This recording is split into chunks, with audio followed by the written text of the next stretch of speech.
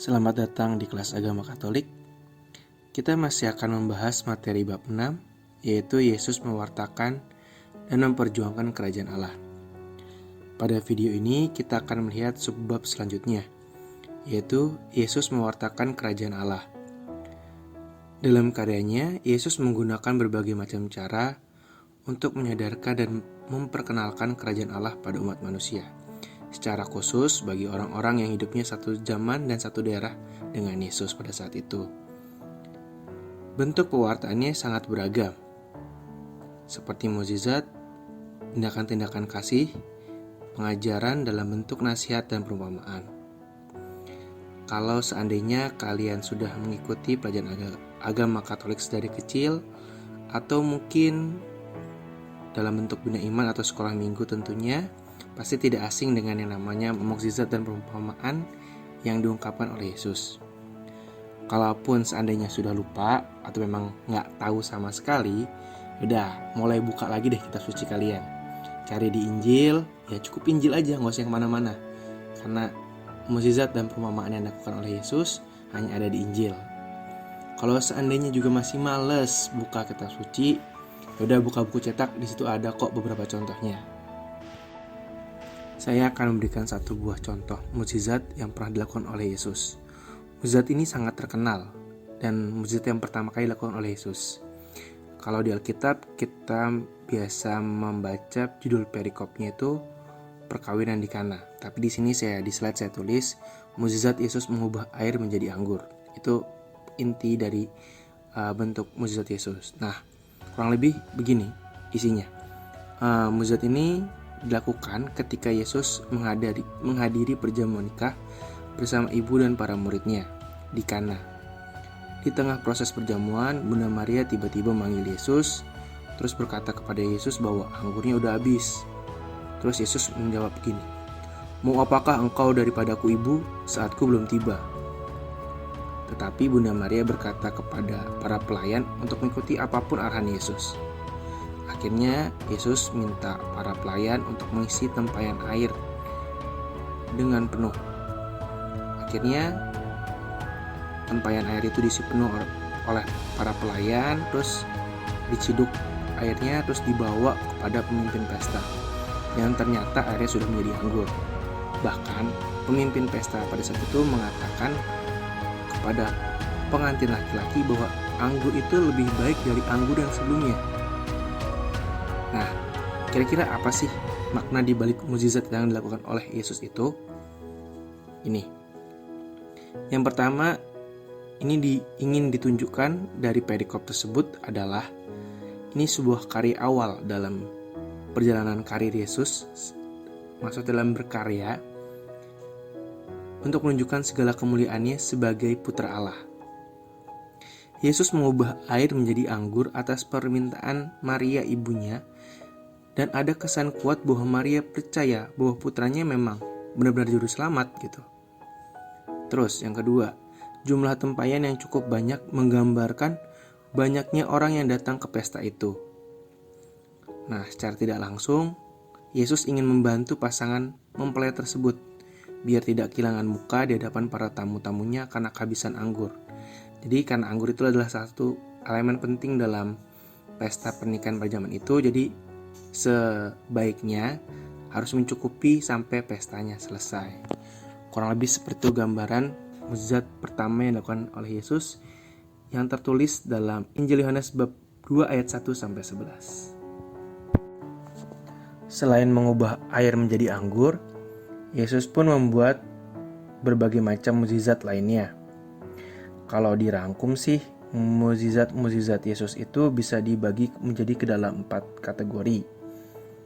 Ada penyembuhan orang sakit, ada pengusiran setan atau eksorsis, ada juga yang mengendalikan alam, dan ada juga kuasa atas kematian.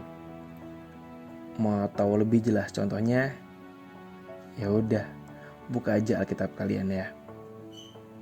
Terus Yesus ini melakukan mukjizat nggak cuman sekedar untuk show off bahwa dia tuh benar-benar putra Allah yang punya kekuatan gitu.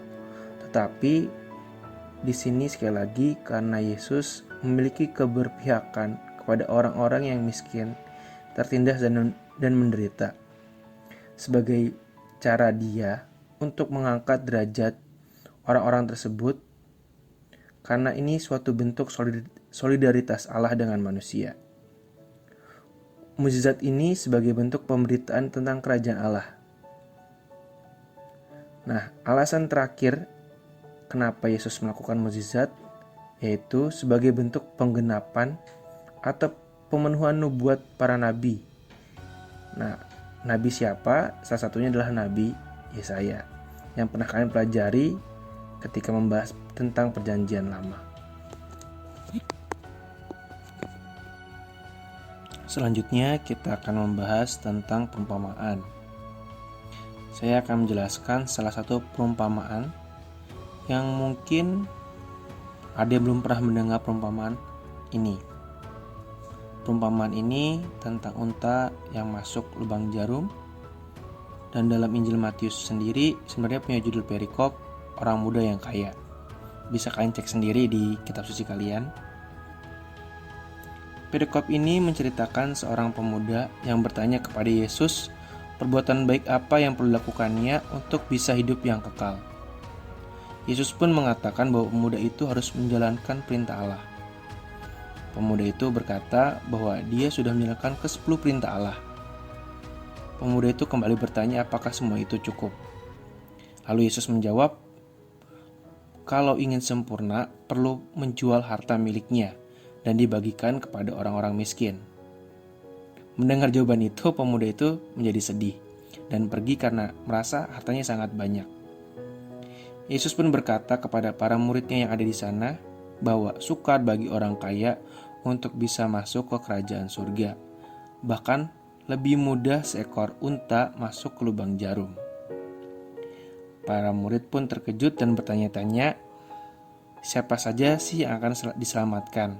Lalu Yesus berkata, bagi manusia tidak mungkin, tetapi bagi Allah segala sesuatunya mungkin. Ada dua hal di sini yang ingin disampaikan oleh Yesus.